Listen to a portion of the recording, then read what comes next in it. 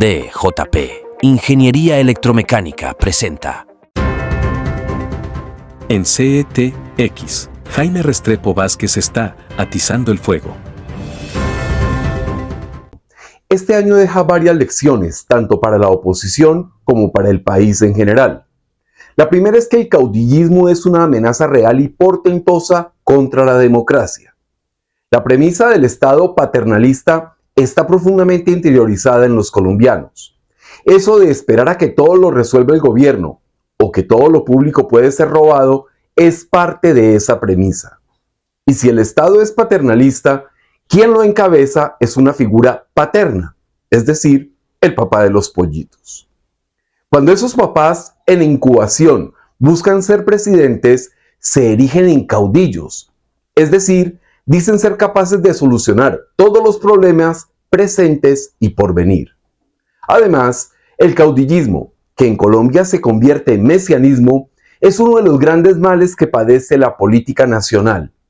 No es que esos caudillos tengan una solución para cada problema, ni mucho menos. Ellos solo aseguran que saben qué hacer, aunque realmente no tienen ni idea de lo que harán en la presidencia.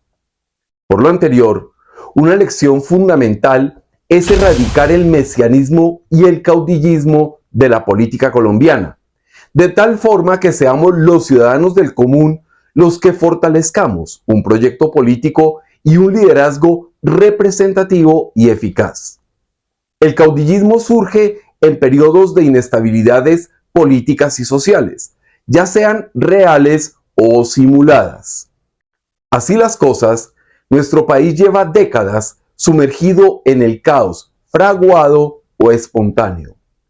Por eso, otra lección es que hay que detectar las inestabilidades ficticias, como las creadas durante la era Duque, que fueron puestas a rodar como parte de la violenta y manipuladora campaña presidencial de Gustavo Petro. Otra lección, atada al reconocimiento de la proclividad colombiana al caudillismo, es la necesidad imperiosa de concentrarse en un proyecto nacional de largo aliento. Para tal fin, es indispensable que Colombia renuncie al requerimiento de un líder caudillista. Es urgente construir una estructura de liderazgos que permita hacer los relevos sin depender de una figura excluyente. La realidad es que hasta la fecha no existe un proyecto de país. El elector no tiene cómo diferenciar las ideas y lo que se ofrece en la vitrina electoral son colores y rostros de mercadeo político, los cuales carecen de contenido. Por lo anterior, resulta imposible reconocer en Colombia una ideología política seria. Solo se pueden diferenciar algunos matices, que al final terminan desdibujados por acciones u omisiones de los caudillos. Por eso, la lección que para muchos será difícil de digerir es que Colombia debe superar, antes de 2026, a Álvaro Uribe Vélez. Muchos reconocemos y agradecemos lo que hizo como presidente, pero el tiempo y las toneladas de basura que han arrojado sobre él hacen del expresidente una figura que resta en vez de sumar y cuyas ideas brillaron en una coyuntura diferente a la actual. Otra lección que ojalá se haya aprendido es que resulta urgente que las fuerzas anticomunistas tomen el control del Congreso de la República, con gente dispuesta, pensante y sobre todo con altura ética y moral. De nada sirve tener al mejor presidente si el Congreso sigue siendo un nido de avivatos, chantajistas y acomodados que van al baño como excusa para votar favorablemente lo que habían criticado. Por tal razón, es indispensable que la nación analice con lupa el comportamiento de los candidatos al legislativo y, sobre todo, tomen sus propias decisiones y no se dejen contaminar con recomendaciones que surgen de prebendas prometidas que nunca llegarán. Usted, que va a votar en las legislativas de 2026, necesita conocer a quién le va a entregar su voto, pues esa persona es, ni más ni menos, su voz en el Congreso. Lo que ha pasado hasta el momento es que se hacen elegir con unas ideas y ya en el Capitolio traicionan al presunto ideario y se venden al que tiene la chequera pública para votar leyes que perjudican a sus propios electores. Así no es la cosa. Finalmente, una lección muy importante es que el miedo no puede guiar las decisiones electorales de los colombianos. No se trata solo del temor como fundamento de las campañas. También necesitamos aprender que el comportamiento impropio y traicionero de un candidato no necesariamente se va a repetir. Muchos se atemorizan con solo recordar a Rodolfo Hernández y su comportamiento entre la primera y la segunda vuelta de 2022 y temen que eso vuelva a ocurrir en 2026. La memoria del favorecimiento del presunto outsider a Petro sigue viva.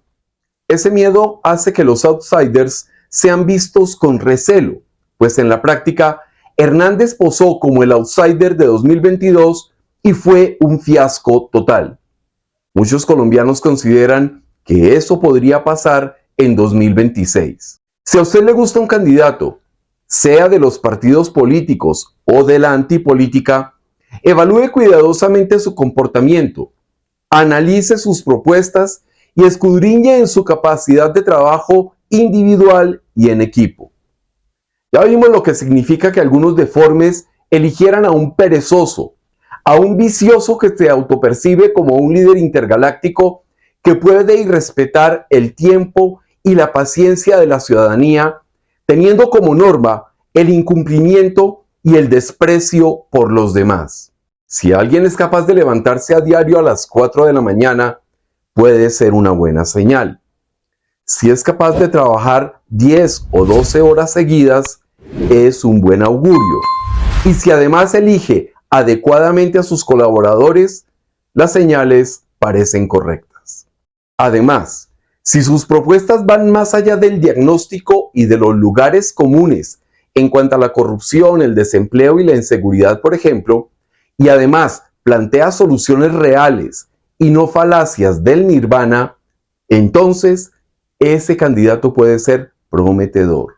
Ojalá la nación haya aprendido a no votar su voto y a no dejarse engatusar con promesas perfectas que no pueden ser ejecutadas en la vida real, como pasó con Petro.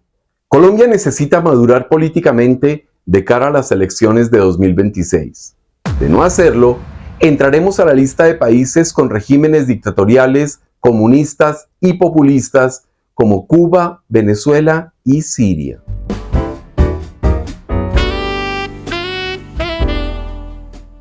Esta es la última videocolumna de 2024. Nos reencontraremos, Dios mediante, el 19 de enero de 2025. Le pido a Dios que cada uno de ustedes, críticos y simpatizantes, amigos y malquerientes, tengan una Navidad en paz y un año nuevo, próspero y lleno de desafíos. Hasta el año que viene. DJP. Ingeniería electromecánica. Especialistas en mantenimiento preventivo y correctivo de ascensores, instalación de controles de acceso para su residencia o empresa, e instalación y modernización de todo tipo de puertas vehiculares y peatonales.